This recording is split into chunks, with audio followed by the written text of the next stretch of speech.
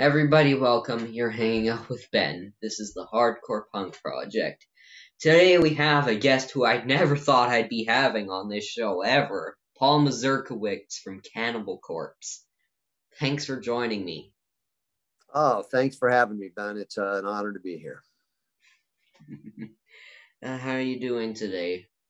I'm doing all right, hanging in there, enjoying the weather we got down here in Florida. So that's not a bad thing. Hmm, nice. Okay, so the up-and-coming release Violence Unimagined comes out on April 16th. It has 11 tracks on it. Now, rumor has it that 2 tracks on this album are acoustic and have clean vocals. Well, that's I guess rumor, huh? but Yeah, that's all that is, right? And I don't think we'd ever have that on a Cannibal Corpse record.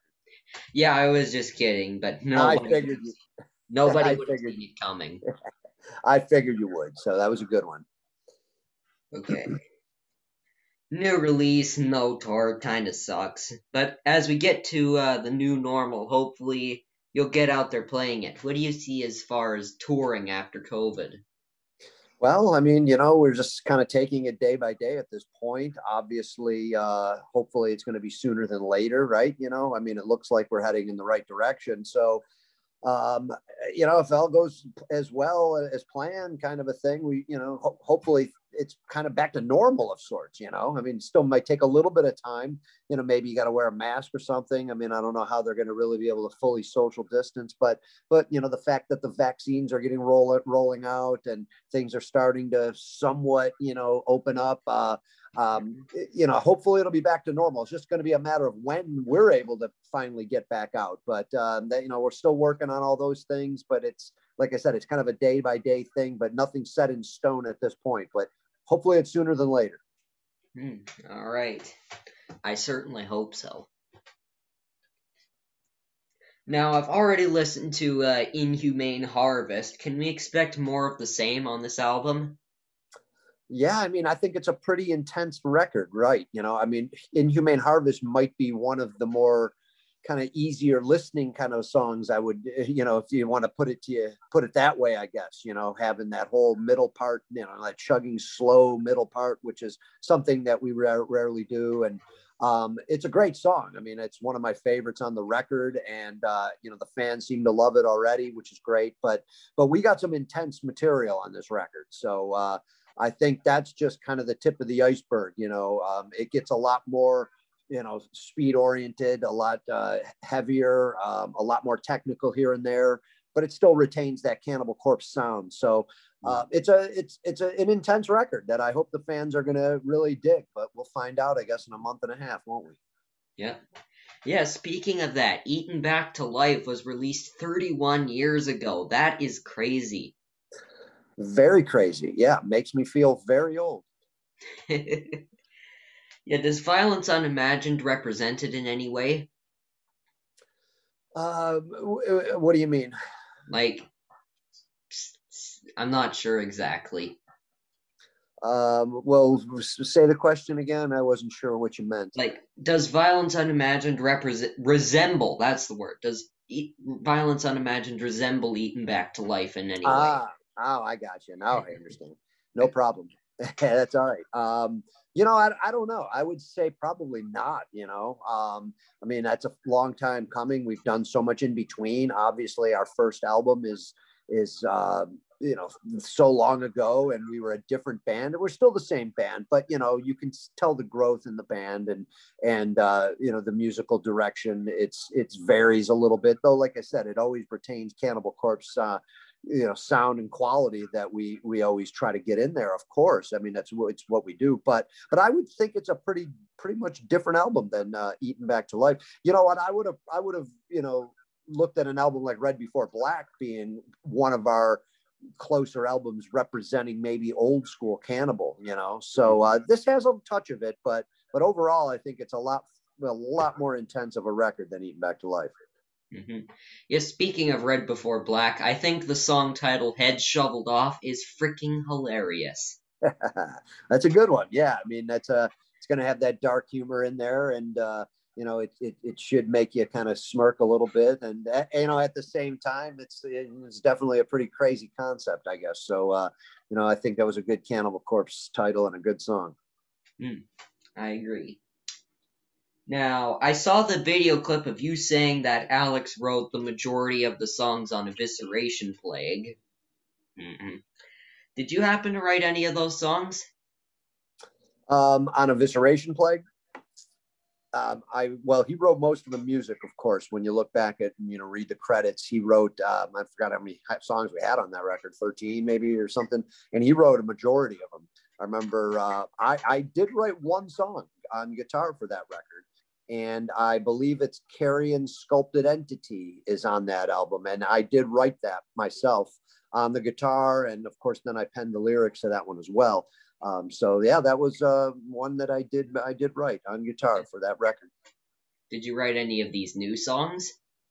No, I didn't. I've only written like 2 full songs in the career of Cannibal Corpse. If you look back on Kill, I wrote Submerged in Boiling Flesh on guitar. And then obviously the song we just talked about, Carrey and Sculpted Entity.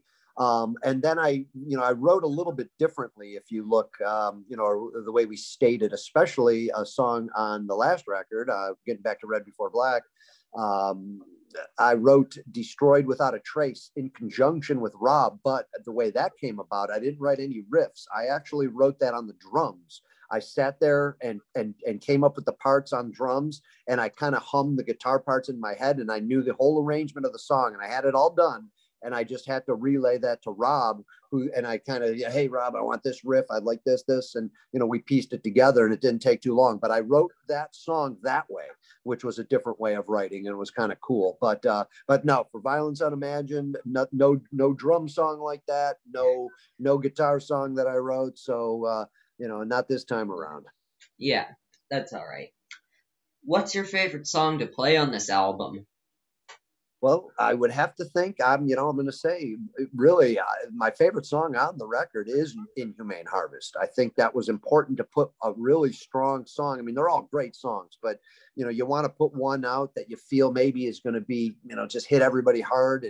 And I like that one a lot. That's, like I said, my favorite. And I'm going to say that's probably my favorite one to play on the record so far. Yeah. All right. As a drummer, I always hear this term in reference to metal, and the word is primeval. What does this mean to you?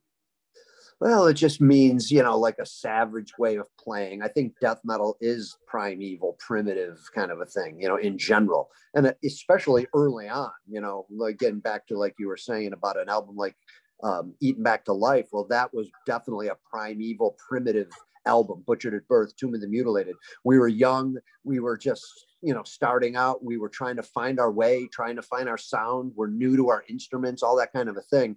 But death metal is just that kind of music, in general. So I think the early death metal, and especially that had that primitive, primeval kind of quality and sound to it. And, that's it was a cool thing, and that's how I look, I guess, at my drumming in general. I'm the drummer in Cannibal Corpse. I'm not some amazing percussionist that can just do it all. A lot of these drummers can, but I'm not. I like to just play, savage and play the way I play, and that's the Cannibal sound. So, but yeah, it's definitely primeval kind of drumming for sure. Yeah. What's the best advice you've been given, and by whom?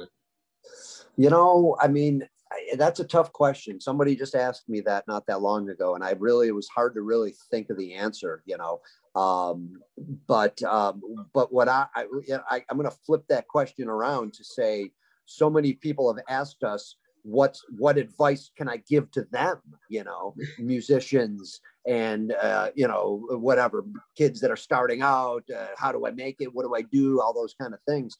And I always just say, hey, man, you just got to be yourself. You got to stick true to what you believe in.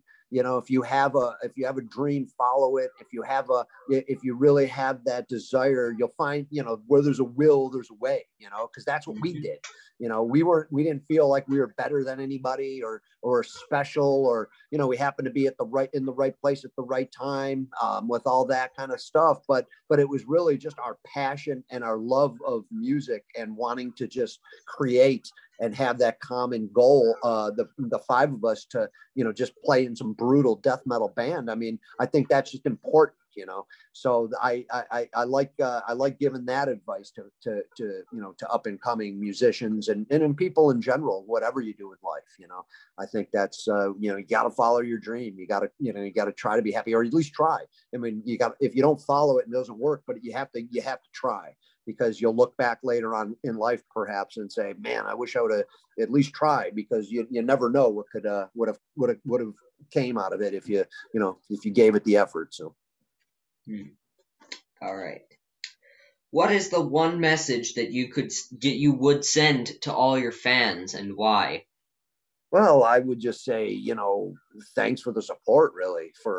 If it wasn't for the fans, where would we be? Would we be here right now? Obviously, the fans are the ones that are coming to the concerts and buying the merchandise and really keeping you alive, buying your records, supporting the band, supporting the scene, all those kind of things. So I would say thank you so much for the support, because, right, if it wasn't for the fans, where would we be? Nowhere. That's right. Exactly. Mm-hmm. If you could put something in a time capsule that would not be opened for 50 years for the future generations, what would it be and why? That's a good question. It's a tough one too. I mean, I guess it would be, and it's kind of maybe, in today's day and age, it's not so big of a deal with technology and all that. But right, putting like, your albums or whatever, your music, I mean, 50 years from now, I mean, it's not that long away. And exactly, it's not like, I don't think the music's going anywhere. And then technology these days is just getting crazier and crazier. And, everyone will have the records and the music probably forever. But I would think, it'd just be cool. Like, I guess, having your albums in a time capsule, and, them opening up later on, and, opening it and seeing these crazy covers, and, discovering that this crazy band, Cannibal Corpse, what the heck's this? And, that'd be kind of cool. I agree. Okay. If you could change anything about the music industry, what would it be and why? I don't know. I mean, it would be nice if it was just not so much like a business, I guess, and it was just done for music. I mean, so many people, out for themselves and out for, making money and all that. It would be, in a perfect world, things should just be done for the love of doing things, so it would be nice for it to be like that, like, life in general, everything in that, for that matter, let alone just the music business. But just nice for people to have a common, goal, and just do things for the right reasons and for the love of things like music or what have you. So that would be cool. All right. Who came up with the ideas for your album covers? Well, it varies. We have obviously 15 covers now and a couple EPs and all that, but it'll vary from band members. If we come up with the title and somebody's got an idea for that particular title, then we may portray it or relay it over to Vince, Locke, our artist. And then there's been times where we don't have an idea visually, and we'll come give them the album title and say, hey, Vince, this is what we got. We don't know what we'd want visually. What do you got?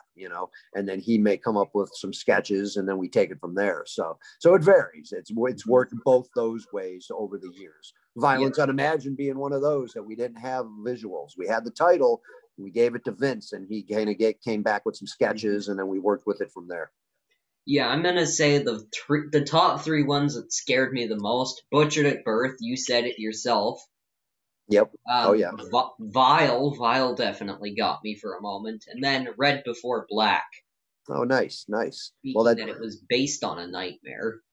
Yeah, right. You know, I know I woke up feeling that, and it was a different cover as well. I'm glad you liked Said Red Before Black, because we get mixed reviews with that album artwork, and I think it's great. You know, and I think it's a great concept, and I was very happy with it and all that. So, and it's, yeah, definitely, if you really think about it, it's a pretty terrifying kind of scene going on here when you're the victim, looking up at this guy. And so that's cool. Yeah. But, I think all our album covers turned out great. And, everyone's going to have their different ones that they find, disgusting or vile or disturbing. So that's Cannibal Corpse for you. Mm-hmm. Exactly. Now, this is a question that I ask all the bands I've ever interviewed. So, like, I don't know, but it's definitely over 40 now. Nice. Will you accept a challenge from me? Well, I suppose I have to, don't I? I guess you do, but my challenges are always goofy, so be prepared for that. I'm ready. Okay. So, the challenge is your band and your competition being Nervosa, a female band from Sao Paulo, and Nita Strauss, touring guitarist for Alice Cooper, on Hell's Kitchen. Nice. Okay. Being yelled at by Gordon Ramsay. That'd be pretty a funny thing to see, wouldn't it? Yeah, it would be. I like that. So, will you accept it, is the question. Well, I will accept it. Sure. All right, then. All right, now, one more thing. Did you meet Jim Carrey at all while on the set of Ace Ventura? Yes, we did. We met Jim the first day we flew down there. We were only down there for 4 days, and we filmed for 2. But when we flew in from Buffalo down to Miami at that time, we flew right into the set. Obviously flew in and then drove to the set, to meet Jim and the director that day. And we met Jim, and he was a funny guy. He was happy to have us, and then we ran into him a couple of times, like in the around the set or in the makeup truck, or of course then filming the scenes inside and all that. Not much talking, but we're obviously with him in during filming. So, but it was cool to actually talk with him, and I'm sure you've seen some of the pictures that ended up with him on stage, just us and hanging around. So that was a great time, and it was a cool thing to meet Jim. That was fun. I definitely agree. Okay, so now my time has been tight here, so I'd like to thank you, Paul, for joining me for this quick interview on the Hardcore Punk Project. Stay safe and be well. Thanks, and viewers, if you're watching, you can click on the subscribe button right up above me, and you can watch another video over there beside Paul. Yeah, be sure to promote me on your social media, too. Oh, yeah, definitely. I will let Metal Blade know, and the people that run our websites and stuff, and I will do that, Ben.